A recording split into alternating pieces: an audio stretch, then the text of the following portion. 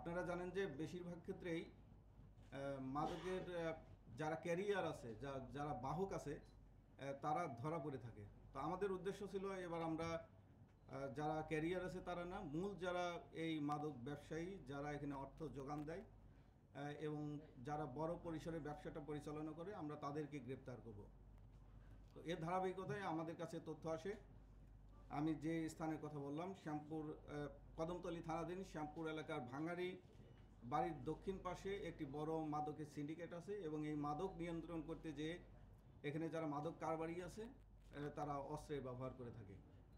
তার ধারাবাহিকতায় আমরা গতকাল উক্ত এলাকায় অভিযান পরিচালনা করি। আমার এডিসি এবং এসির নেতৃত্বে যৌথ দুটি দল যৌথভাবে অভিযান পরিচালনা করে এবং এই মাদকের যে স্পট আছে, যেটাকে তারা আড়ত বলে থাকে, সেই স্থল থেকে আমরা জাহাঙ্গীর আলম টিটু, আব্দুর রাজ্জাক শানু এবং মামুন নামে তিনজন মাদক কারবারি এবং সন্ত্রাসীকে 3টি অস্ত্রসহ বিদেশি পিস্তল সহ আমরা গ্রেপ্তার করতে সক্ষম হই।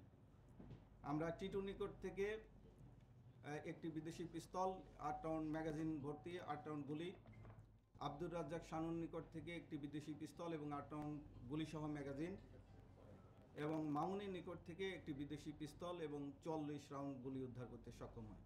অর্থাৎ আমরা তিনজন ব্যক্তিকে 3টি বিদেশি পিস্তল এবং 60 রাউন্ড গুলি সহ গ্রেপ্তার করতে সক্ষম হয়েছি। একই সাথে তাদের এই আস্তানা থেকে আমরা 800 পিস ইয়াবা এবং প্রায় 8.5 কেজি গাঁজা উদ্ধার করতে সক্ষম হয়েছি। গাঁজাগুলো ছিল আপনার 54টা পুটলা আকারে, অর্থাৎ যেহেতু এরা বড় পরিসরে খুচরা যারা বিক্রেতা আছে তাদের নিকট বিক্রি করে, একটি পলিথিনে একটি পুটলায় 50টি করে পুড়িয়া, যেটা বলে তাদের ভাষায় পুড়িয়া, আমরা 2700 পুড়িয়া, যার ওজন 8.5 কেজি প্রায়, আমরা উদ্ধার করতে সক্ষম হয়েছি। আমাদের কাছে আরও তথ্য ছিল যে এই অস্ত্রগুলো শুধুমাত্র তাদের ব্যক্তি নিরাপত্তা এবং তাদের এই মাদকের সাম্রাজ্যকে টিকিয়ে রাখার জন্য, অর্থাৎ এই ধরনের ব্যবসায় আপনারা জানেন যে প্রতিপক্ষ থাকে, সেই প্রতিপক্ষ থেকে নিজেদেরকে সেফ রাখার জন্য তারা এই অস্ত্রগুলো ব্যবহার করে থাকে। প্রাথমিকভাবে তারা এই অস্ত্রের কথা আমাদের কাছে স্বীকার করেছে। তারা আমাদের কাছে গ্রেপ্তার আছে। আমরা তাদেরকে তাদেরকে বিজ্ঞ আদালতে প্রেরণ করব। আজকে প্রেরণ করে তাদেরকে রিমান্ডে নিয়ে এসে বিস্তারিত জানার চেষ্টা করব এই অস্ত্রের উৎস কোথায় এবং এই অস্ত্রগুলো কোন কোন কাজে ব্যবহৃত হয়। প্রাথমিকভাবে তারা স্বীকার করেছে এগুলো তাদের মাদকের যে সাম্রাজ্য, সেই সাম্রাজ্য টিকিয়ে রাখতে তারা এই মাদক অস্ত্রগুলো ব্যবহার করে থাকে।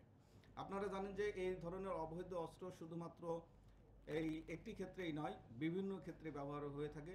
যেমন পলিটিক্যাল ক্লিংয়ের ক্ষেত্রে ব্যবহার করে থাকে। এই অস্ত্রগুলো কখনো কখনো আবার ভাড়া দিয়ে থাকে।